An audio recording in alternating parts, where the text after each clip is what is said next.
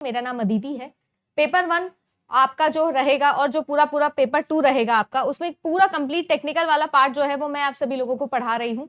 Programmer vacancy के लिए अगर आप सभी लोग तैयारी करना चाहते हैं तो आप सब लोगों को मैं ये बता दूं कि अपना जो है वो कंप्लीट कोर्स है जो कि क्लास 24 एप्लीकेशन पर अपन लेके आए हैं। इस पूरे कंप्लीट कोर्स के अंदर आप सभी लोगों को डिटेल के अंदर टेक्निकल और नॉन टेक्निकल वाला पार्ट पूरा करवाया जाएगा।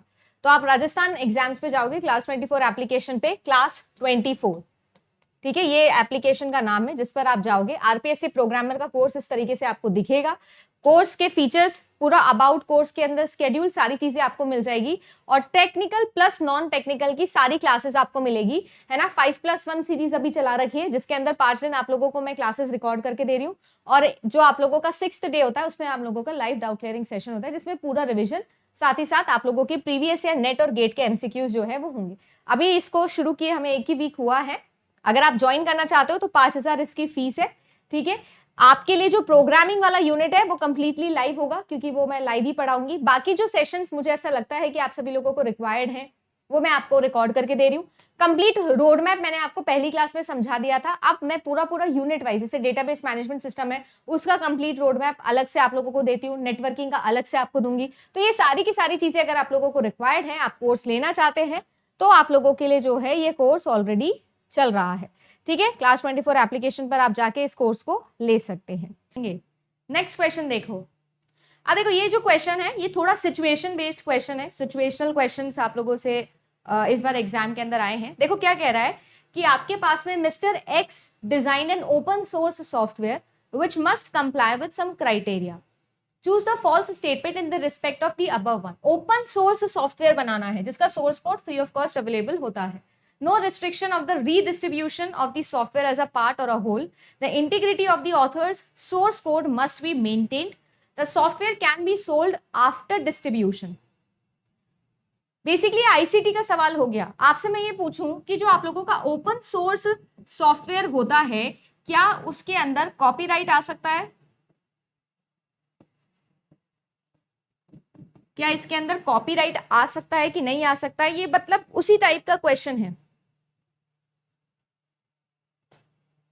यस यस, बिल्कुल पब्लिक डोमेन सॉफ्टवेयर होते हैं जिनके अंदर ये नहीं आ सकता, बाकी तो आएगा ही, ठीक है। तो नो रिस्ट्रिक्शन है, बिल्कुल गलत बात है।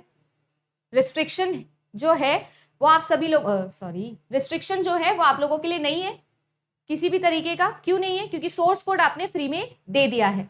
रीडिस्ट्रीब्यूशन के ऊपर जो इंटीग्रिटी है आप सभी लोगों की ऑथर्स के सोर्स कोड की, उसे मेंटेन करना जरूरी है, बिल्कुल मेंटेन करना जरूरी है। और इंटीग्रिटी क्या होती है कि कोई भी चेंजेस नहीं होने चाहिए उसके अंदर। सही है। अगर मैं बात करूं the software can be sold after distribution, जी नहीं, ऐसा नहीं होता है, ठीक है। मान लीजिए लिनक्स है, अब लिनक्स के फ्लेवर आए, जैसे मान लीजिए कि रेड हैट आया, तो अब रेड हैट बेच नहीं सकता, ये अलाउड नहीं है क्योंकि ओरिजिनल जो है आप लोगों का लिनक्स उसके पास कॉपीराइट रहेगा हमेशा।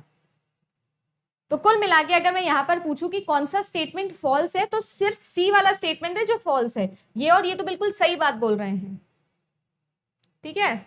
चेक भी कर लेते हैं एक बारी। जी देखिए, ओपन सोर्स सॉफ्टवेयर जो होते हैं लाइसेंस के अंदर रिलीज होते हैं। अब मैंने जैसा बोला कि कॉपीराइट जो होते हैं वो इनके पास ही रहते हैं, राइट। कोलैबोरेटिव और पब्लिक मैनर के अंदर काम आप कर सकते हो बट आप इसको बेच नहीं सकते, बेचना बेचना अलाउड नहीं है। वो लिब्र सॉफ्टवेयर होते हैं मोहित, आप जो बोल रहे हो ना वो लिब्र होते हैं।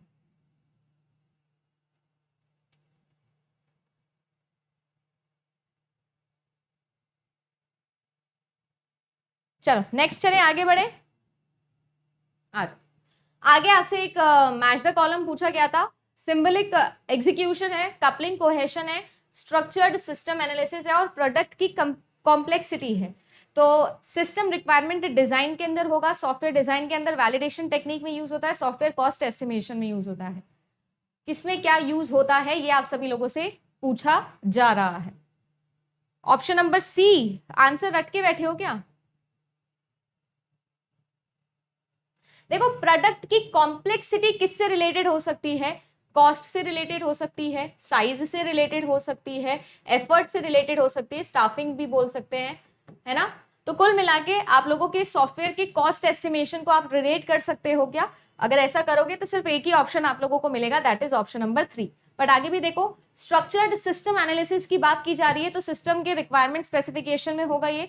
कोहेशन और कपलिंग तो हम सभी लोग जानते हैं कहां पर यूज आता है, सॉफ्टवेयर डिजाइनिंग के अंदर हम लोग पढ़ता है मॉड्यूल्स को कैसे इंटैक्ट करना है। और सिंबॉलिक एग्जीक्यूशन की बात करें तो ये कहां पर होता है, आपका वैलिडेशन टेक्निक में होता है। जैसे मैंने ऑथेंटिकेशन और ऑथराइजेशन में पूछा कि ऑथेंटिकेशन पहले होता है ऑफ कोर्स, फिर ऑथराइजेशन होता है आपका। सिमिलरली वैलिडेशन एंड वेरिफिकेशन की बात है, तो मैंने आप लोगों को एक छोटा सा फॉर्मूला भी बताया था। हाँ, एक से ही हो जाएगा, हाँ बिल्कुल, पेपर 2 में भी लगा सकते हो आप ये। क्या पूछ रही थी मैं, हाँ वैलिडेशन और verification. Am I building the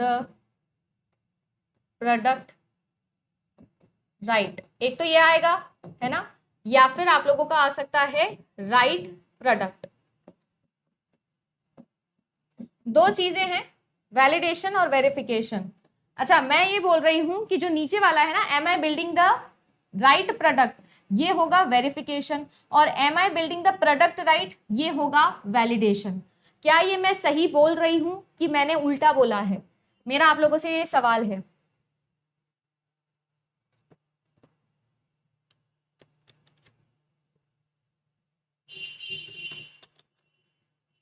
very good Savita ji, verification first. Very good स्मृति, मुस्कान, बिल्कुल सही। नहीं असफिया, वैलिडेशन नहीं होता है, जो आप लोगों का वेरिफिकेशन होता है वो पहले होता है, और जो मैम आपने लिखा है वो आपने उल्टा लिख दिया है। ठीक है जी, देखो ट्रिक याद आ रही है क्या? मैंने आप लोगों को पेड क्लास में ये ट्रिक सिखाई थी, किसी को याद है? कैसे मैम? वेरिफिकेशन और वैलिडेशन में एक में आता है वी ए और एक में आता है वी ई, दोनों में वी तो कॉमन है, ए पहले आता है, ई जो है वो आप लोगों का बाद में आता है। यानी जो राइट है वो जिसमें पहले आए वो वैलिडेशन वाली लाइन है। M I building the right product, तो राइट पहले आ रहा है तो वो वैलिडेशन है, बिकॉज ए ई से पहले आता है। ये ट्रिक थी, कभी कंफ्यूज नहीं होगे इस ट्रिक से, अगर आप लोग याद रखोगे, जैसे मैंने भी याद रखा हुआ है। ठीक है, और जो वेरिफिकेशन होता है वो एक थ्रू आउट प्रोसेस होता है। ठीक है, वेरिफिकेशन। अच्छा, अब मैं आपसे पूछूं कि जो एसआरएस होता है, एसआरएस के कंपैरिजन के अंदर वेरिफिकेशन होता है कि वैलिडेशन होता है? एसआरएस के अगेंस्ट आपका वेरिफिकेशन होता है कि वैलिडेशन होता है? वेरी गुड, ए पहले आता है तो राइट पहले, बहुत बढ़िया, वेरी नाइस। चलो सबको याद है ट्रिक, मतलब एग्जाम आप लोगों का है, टेंशन मेरे को हो गई है कि भाई क्या करके आओगे, जेन्युइनली। एसआरएस किसके अगेंस्ट होता है? वैलिडेशन, वेरिफिकेशन, बता दो जल्दी से।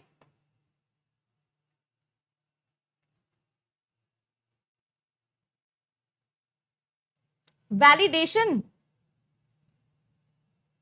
की वेरिफिकेशन?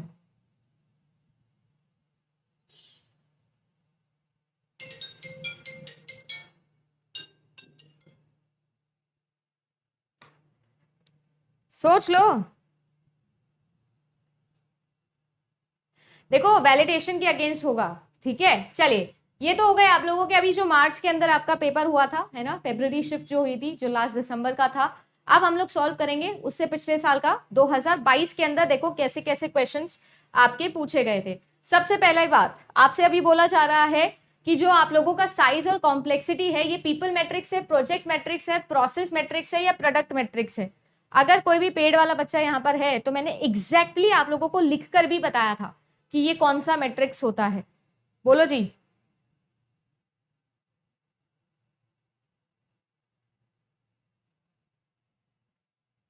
तो हम सब लोग जानते हैं कौन सा मैट्रिक्स होता है, कौन सा मैट्रिक्स होता है, सॉरी, देखो पब्लिक, सॉरी पब्लिक क्या बोल रहे हो, आपका प्रोडक्ट मैट्रिक्स होगा, है ना, आपकी प्रोडक्ट, क्योंकि प्रोडक्ट की कॉम्प्लेक्सिटी के ऊपर ये बेस्ड रहता है।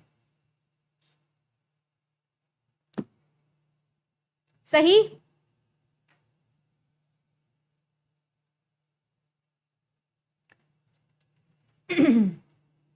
तो आपके पास में 4 P's हैं। देखो, प्रोडक्ट मैट्रिक्स हो गया जिसके अंदर आप लोगों के प्रोडक्ट से रिलेटेड सारी फीचर्स आएंगे। देन आप लोगों का आता है प्रोसेस। प्रोसेस के अंदर आप लोगों की जितना भी एफर्ट लग रहा है, कितनी इफेक्टिवनेस है आपके प्रोडक्ट के अंदर।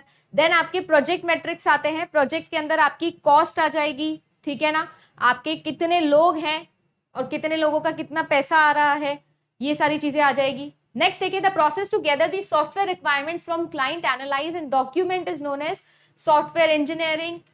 ओहो, बहुत ही सिंपल सवाल।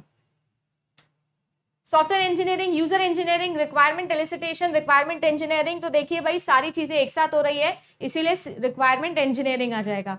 सिर्फ अगर रिक्वायरमेंट को गैदर करने वाली टेक्निक्स होती तब हम क्या बोल देते, रिक्वायरमेंट एलिसिटेशन प्रोसेस बोल देते। एक और छोटा सा सवाल पूछूं क्या, कि यहां पर यूज केसेस यूज होते हैं क्या सॉफ्टवेयर इंजीनियरिंग के अंदर? यूज केसेस कौन से फेज के अंदर यूज किया जाता है, या फिर यूज किया जाता भी है या नहीं, ये भी बता सकते हो। नेक्स्ट देखिए, मॉड्यूल एक्स है, मॉड्यूल वाई है, ऑपरेट हो रहे हैं सेम इनपुट एंड आउटपुट पर, तो कौन से टाइप का कोहेशन है?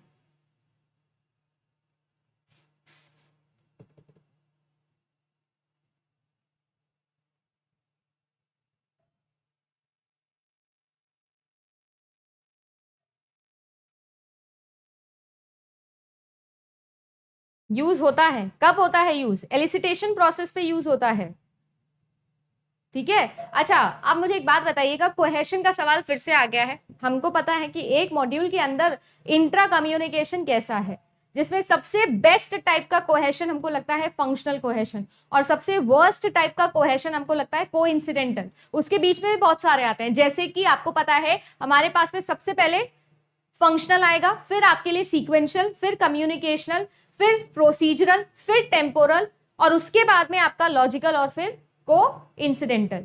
ये आपका सीक्वेंस होता है, याद रखना है, जैसे कि मैंने याद किया है, लॉजिकल है, सीक्वेंशियल है, प्रोसीजरल है, और आपके पास में कम्युनिकेशनल है।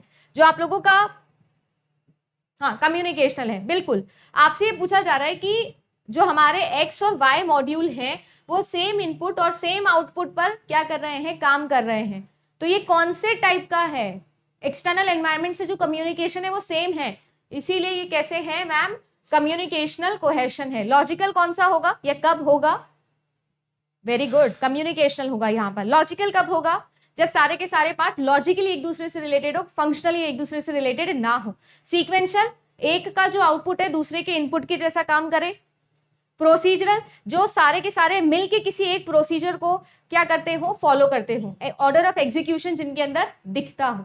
सबसे बेस्ट कौन सा लगता है हमको? फंक्शनल, है ना मैम, क्योंकि सारे के सारे जो कंपोनेंट है वो एक साथ मिलके किसी एक पर्टिकुलर फंक्शनैलिटी को अचीव करने के लिए काम कर रहे हैं।